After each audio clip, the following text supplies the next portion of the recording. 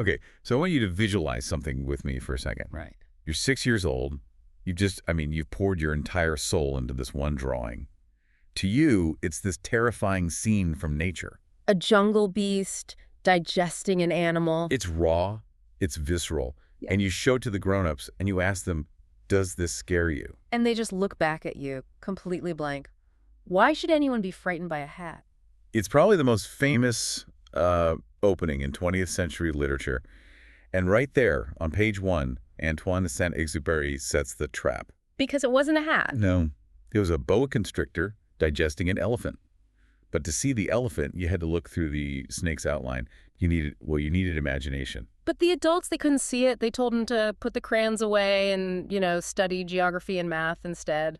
And just like that, the world lost a painter and gained a pilot. Which brings us to today's deep dive. We are untacking The Little Prince. And I know what you might be thinking. Oh, isn't that the cute book with a little kid on the asteroid? And yes, it is.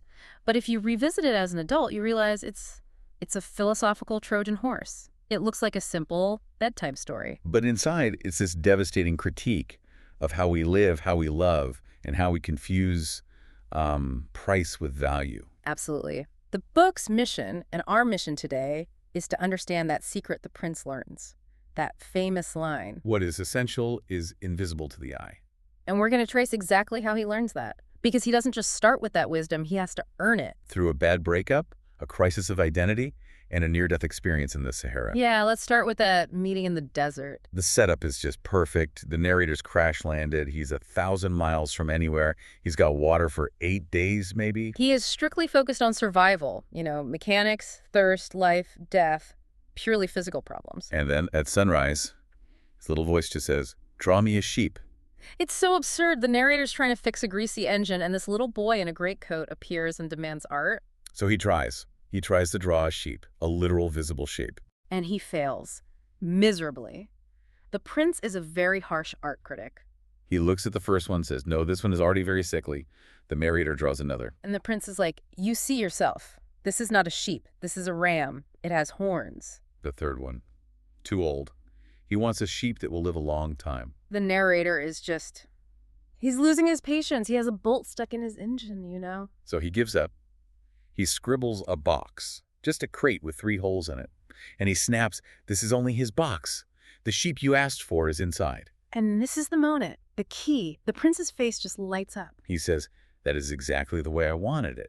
He even bends down to look into the drawing and says, "Look, he has gone to sleep." So why is the box better? Why does this work when the realistic drawings didn't? Because the visible drawing defines the sheep. It limits it. It's this old, it's this sick.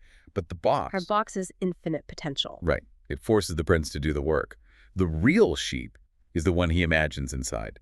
The essential part, the sheep itself, is invisible. Exactly. The narrator stumbled onto the prince's language by accident, but the prince is actually running from a failure to understand this very concept back on his own planet. Yeah, we have to talk about the rose. Because on his tiny planet, asteroid B612, everything was simple. He had his volcanoes to clean, baobab shoots to pull. And then this seed arrives. Yeah. And she is high maintenance. Oh, extremely. She takes days to prepare herself, choosing her colors, adjusting her petals one by one. She wants to appear in the full radiance of her beauty. She is a total diva. The moment she blooms, she's making demands. She wants breakfast. She needs a screen to block the wind. She has a horror of drafts, she says. Yeah. She needs to be put under a glass globe at night. And she claims she's terrified of tigers, which is just ridiculous. There are no tigers on his asteroid. It's a performance of fragility. It's a test. She's asking for care, not complaining about the weather. But the prince is young. He takes it all literally. He just thinks she's difficult. He admits this to the narrator later on. He says, "I ought to have judged by deeds and not by words." I love that line. Her deeds were that she, cast her fragrance over his planet. She made his life beautiful. But he listened to her words, her complaints, and he ran away. I was too young to know how to love her. That's the tragedy. So he leaves. He catches a migration of wild birds and just ghosts her. And then he starts this tour of the universe, meeting all these grown-ups on other little planets. And these guys are the total opposite of the invisible. They are obsessed with what you can see and measure. Like the businessman. He's the most damning example. He's so busy counting he can't even look up from his desk. He's counting 501 million stars. And the prince asks him, and what do you do with them? I own them. It's the ultimate critique of, capitalism. The businessman writes the number on a piece of paper, puts it in a drawer, and that's it.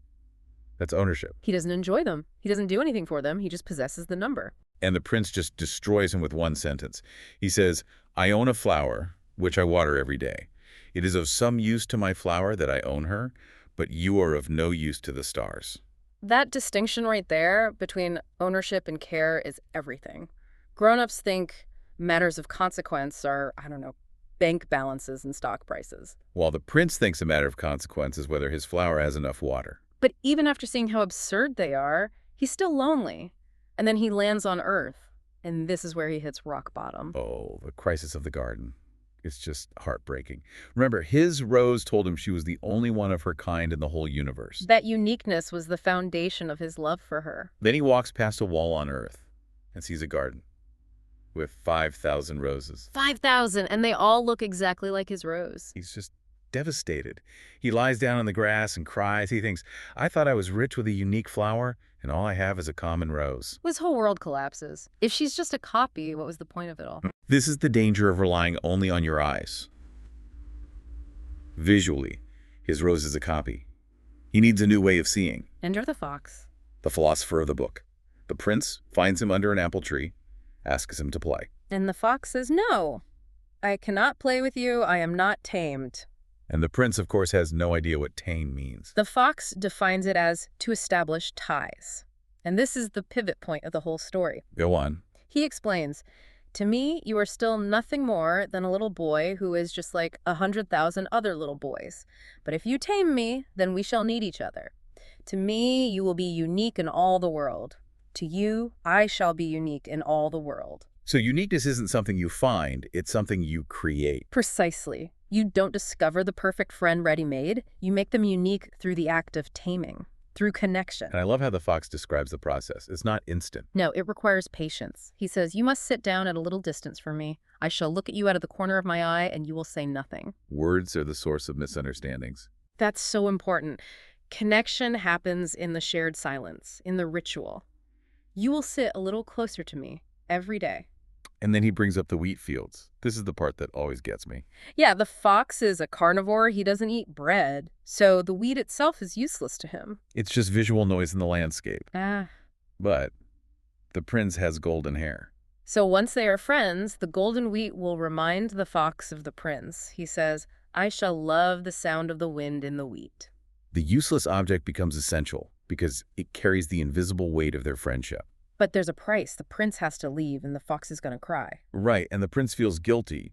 He says, it has done you no good at all, because now the fox is in pain. But the fox corrects him. He says, it has done me good. Why? Because of the color of the wheat fields. Exactly. The world is richer now. The pain of loss is the cost of the world having meaning. So, armed with this huge lesson, the prince goes back to that garden of 5,000 roses. The ones that made him cry. But he looks at them differently now. He's not impressed anymore. No. He tells them, you are beautiful, but you are empty. One could not die for you. That's such a heavy line. You are empty. He admits that a stranger, someone just passing by, would think his rose looks just like them. But she's more important than all of them combined. And why? Not because of her petals. But because she is the one I watered. Because she is the one I put under the glass globe. Because she is the one I listened to. It's the investment, the time, the care. Which leads directly to the secret. The fox gives it to him as a parting gift. Here is my secret, a very simple secret. It is only with the heart that one can see rightly. What is essential is invisible to the eye. And the follow-up, which is just as important. It is the time you have wasted for your rose that makes your rose so important. Let's talk about that word, wasted. It Yeah. feels so inefficient. That's the whole point. To the businessman, spending an hour listening to a flower complain is a waste. It doesn't produce any figures. But the prince realizes that this waste, this sacrifice of his own finite time, is what creates value. You're giving your life to something. And the fox adds that final warning. You become responsible forever for what you have tamed. It's not a transaction. He realizes he has to go back. He has a responsibility to that difficult, vain flower. So now we jump forward, back to the narrator and the prince in the desert. 8th day.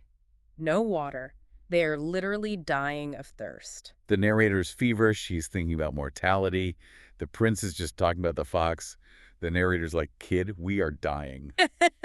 And the prince says, "It is a good thing to have had a friend, even if one is about to die." They start walking, looking for a well, which is, insane. Total madness. But as they walk, the stars come out.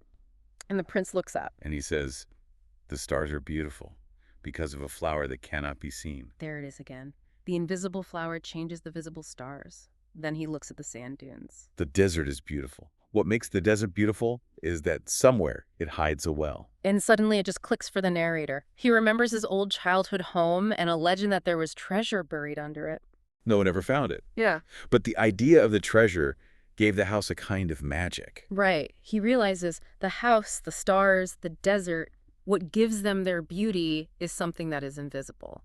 They're finally on the same page. He picks up the sleeping prince and carries him and thinks, what I see here is nothing but a shell. What is most important is invisible. It's the prince's loyalty to that flower.